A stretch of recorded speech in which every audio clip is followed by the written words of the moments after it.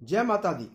दोस्तों, हमारे से अक्सर ये प्रश्न कई बार पूछा जा चुका है और आगे भी पूछा जाता रहेगा कि क्या आपको हमारी कुंडली में कहीं लव मैरिज का योग दिख रहा है या फिर प्रेम विवाह के योग दिखते हैं, और जो हमारा अभी प्रेम संबंध चल रहा है क्या वो सक्सेस हो पाएगा या फिर क्या वो हमारा प्रेम विवाह हो पाएगा। तो दोस्तों, आज मैं इसी टॉपिक पर आपके लिए ये वीडियो लेकर आया हूं और इसको आप देखिए और इस बात की पुष्टि कर लीजिए अपनी कुंडली की एनालिसिस करके। दोस्तों, आजकल कुछ लोग प्रेम विवाह को अच्छा नहीं मानते हैं। मैं उनमें से नहीं हूं। मैं लव मैरिज को अच्छा मानता हूं, लेकिन इन प्रेम संबंधों को अच्छा मानता हूं अगर इनमें त्याग की भावना हो और ये वासना से परे हो, जैसे हमारे भगवान कृष्ण और राधा रानी का प्रेम था। यदि आपके प्रेम में आत्मा का संबंध है और आप में त्याग की भावना है तो उस प्रेम संबंध को मैं अच्छा मानता हूं और इस प्रकार के प्रेम संबंध को विवाह में कन्वर्ट हो जाना चाहिए। आजकल कुछ पुरुष और स्त्रियां वासना के कारण या फिजिकल अट्रैक्शन के कारण प्रेम विवाह करते हैं, तो फिर उन संबंधों में ज्यादातर प्रॉब्लम्स ही देखने को मिलती हैं। तो दोस्तों, हम आगे चलते हैं और देखते हैं कि कुंडलियों में प्रेम संबंध के योग कैसे बनते हैं।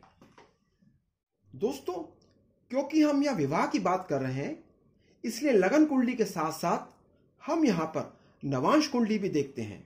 नवांश कुंडली क्या है, मैं ये बता दूं कि नवांश कुंडली एक सूक्ष्म कुंडली है या फिर कहें एक डिविजनल चार्ट है, जिसे हम D9 भी कहते हैं। और वैवाहिक जीवन के लिए हम लगन कुंडली के साथ साथ नवांश कुंडली का भी अध्ययन करते हैं। दोस्तों, हमारी लगन कुंडली में 5वां घर जो है वो प्रेम का भाव माना जाता है और लगन कुंडली का 7वां घर जो है वो विवाह का भाव माना जाता है। यानी कि 7वां घर आपके पति का स्थान या पत्नी का स्थान या कहिए कि ये स्पाउस का घर माना जाता है। तो पंचम भाव जो है वो प्रेम का भाव हो गया और जो सप्तम भाव जो है वो पति या पत्नी का भाव हो गया या कहिए वो वैवाहिक जीवन का स्थान हो गया।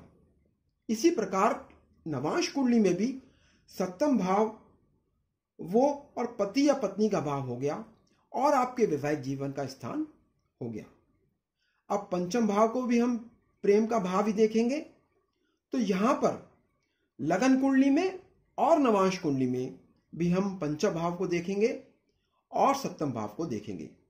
तो दोस्तों, अब देखिए कि कुंडली में पंचम भाव प्रेम का है और सप्तम भाव विवाह का है, और ये दोनों भाव अगर किसी प्रकार संबंध कर लें तो फिर प्रेम विवाह का योग बन जाएगा।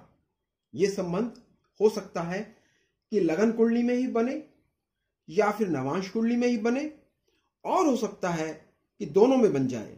तो ये संबंध जो है वो लगन कुंडली में या नवांश कुंडली में से या किसी एक में बन जाए या फिर हो सकता है कि दोनों में बन जाए।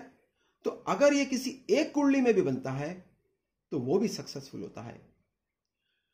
अब संबंध कैसे बनते हैं वो मैं आपको बताता हूं। दोस्तों, यदि कुंडली के पंचम भाव का स्वामी, जिसे पंचमेश भी कहते हैं, यानी कि 5th हाउस लॉर्ड यदि 7th हाउस में आ जाए, 7वें घर में आ जाए, यानी सप्तम हाउस में आ जाए, तो यह भी एक प्रेम विवाह का योग बनता है। यहां हम लगन कुंडली और नवांश कुंडली दोनों की बात कर रहे हैं। तो आप दोनों कुंडली में देखिए, क्योंकि हो सकता है कि ये योग केवल एक कुंडली में ही बने तो भी वो सक्सेसफुल होगा। तो जरूरी नहीं कि ये योग दोनों कुंडली में बने। यदि ये योग एक कुंडली में भी हो तो भी प्रेम विवाह सक्सेसफुल होगा। तो दोस्तों, यदि 5वें घर का स्वामी यदि सप्तम भाव में आ जाए या फिर सप्तम भाव का स्वामी पंचम भाव में आ जाए या फिर पंचम हाउस और सप्तम हाउस में राशि परिवर्तन हो जाए। राशि परिवर्तन का मतलब है कि यदि पंचम का स्वामी सप्तम में और सप्तम का स्वामी पंचम में चला जाए, तो ये जो राशि परिवर्तन योग बना है ये एक प्रेम विवाह का प्रबल योग माना जाता है। ये योग देखने पर कह सकते हैं कि इस व्यक्ति का प्रेम विवाह होगा। लेकिन यदि पंचम का स्वामी सप्तम में गया और सप्तम का स्वामी पंचम में नहीं गया, या फिर इसी प्रकार सप्तम का स्वामी पंचम में गया और पंचम का स्वामी सप्तम में नहीं गया, तो फिर यह प्रेम विवाह का आंशिक योग कहलाता है। तब आप कह सकते हैं कि प्रेम विवाह हो सकता है। दोस्तों, इसी प्रकार पंचमेश यानी 5वें घर का स्वामी और सप्तमेश यानी कि 7वें घर का स्वामी यदि कुंडली में किसी भी भाव में एक साथ बैठ जाएं, तो यह भी प्रेम विवाह यानी लव मैरिज का योग बनाता है और प्रबल योग बनाता है। दोस्तों, मैं अक्सर यह बताता हूं कि तीसरे, छठे, 8वें और 12वें घर में अक्सर ग्रह अच्छे रिजल्ट्स नहीं देते, लेकिन अगर यहां पर भी यह संबंध होता है, यानी कि पंचमेश और सप्तमेश अगर इन त्रिक स्थानों में भी युति करते हैं, तो जातक की लव मैरिज होती है। अब हम आपको बता दें कि संबंध खाली युति संबंधी नहीं होते, यानी कि ग्रहों का साथ साथ बैठना। इसके अलावा यदि दृष्टि संबंध भी हो जाए, तो वे भी प्रबल लव मैरिज का योग बनाता है। दृष्टि संबंध से मतलब है कि पंचम भाव का स्वामी यदि सप्तम भाव के स्वामी और सप्तम भाव का स्वामी यदि पंचम भाव के स्वामी को, यानी कि ये दोनों परस्पर एक दूसरे को देखते हों, इन दोनों का एक दूसरे से दृष्टि संबंध अगर बनता है, तो ये भी एक प्रबल योग बनाता है। इस संबंध में पंचमेश सप्तमेश को और सप्तमेश पंचमेश को एक ही समय दोनों एक दूसरे को देखते हो, तो फिर ये एक प्रबल लव मैरिज योग बनता है। तो ये कुछ बेसिक नियम थे जो मैंने आपको बताए। दोस्तों, कहीं कहीं ये भी देखा गया है कि अगर पंचमेश के साथ सप्तमेश चाहे कहीं भी हो, पंचमेश के साथ यदि चंद्रमा आकर बैठ जाए, या फिर चंद्रमा यदि पंचमेश को देख रहे हो, तो फिर व्यक्ति के प्रेम संबंध बनते हैं। या फिर सप्तमेश के साथ यदि चंद्रमा आकर के बैठ जाए, या फिर चंद्रमा सप्तमेश को देख रहा हो, तब भी प्रेम विवाह यानी लव अफेयर्स और लव मैरिज के योग बनते हैं। दोस्तों, जिस प्रकार ये चंद्रमा ये योग बनाता है, उसी प्रकार शुक्र को भी हम ले सकते हैं। यदि पंचमेश या सप्तमेश के साथ यदि शुक्र यानी वीनस आकर के बैठ जाए, या फिर इन पर दृष्टि करे, यानी कि शुक्र यदि पंचमेश या सप्तमेश को देखता है, तो भी यहां पर प्रेम संबंध के योग बनते हैं। ऐसा कई बार देखा गया है। दोस्तों, हम आपको बता दें कि आजकल लव अफेयर्स ज्यादातर फिजिकल अट्रैक्शन की वजह से होते हैं। उनमें त्याग की भावना लेश मात्र भी नहीं होती। ये संबंध शारीरिक अट्रैक्शन के कारण होते हैं, जो कि ज्यादातर सफल नहीं होते और फिर मैरिज टूट जाती है। तो ये जो काम की वासना व्यक्ति में होती है, इसे कामोत्तेजना भी कहते हैं। वो जो होती है, यदि मंगल और शुक्र की युति यदि कुंडली में कहीं भी बनती है और इस युति की दृष्टि यदि पंचम भाव पर या सप्तम भाव पर पड़ती है, तो ये लव अफेयर बनाता है।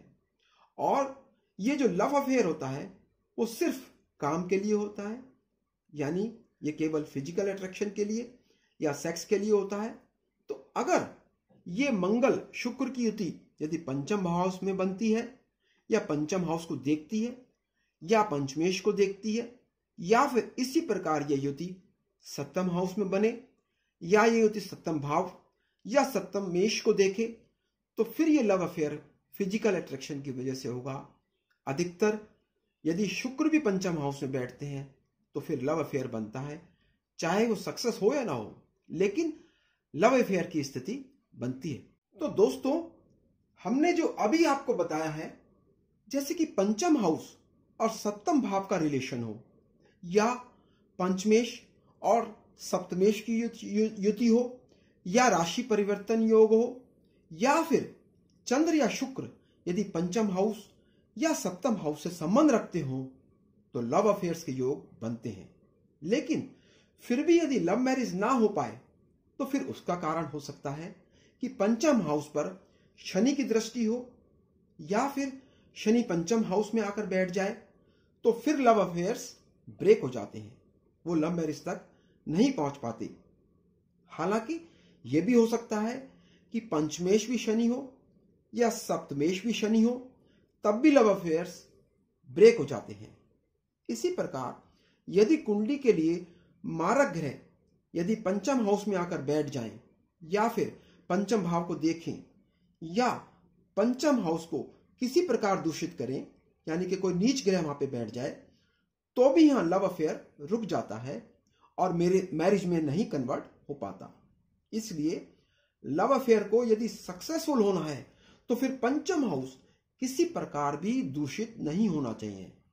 तो दोस्तों, हमने इस वीडियो में बताया कि किस प्रकार कुंडली में प्रेम संबंध बनते हैं और प्रेम संबंध क्यों टूट जाते हैं और मैरिज में नहीं कन्वर्ट हो पाते। उम्मीद है कि ये वीडियो आपको पसंद आई होगी और आप अच्छी तरह से समझ गए होंगे। तो दोस्तों, इस वीडियो को लाइक करें, शेयर करें और मेरे चैनल को सब्सक्राइब करें। जय माता दी।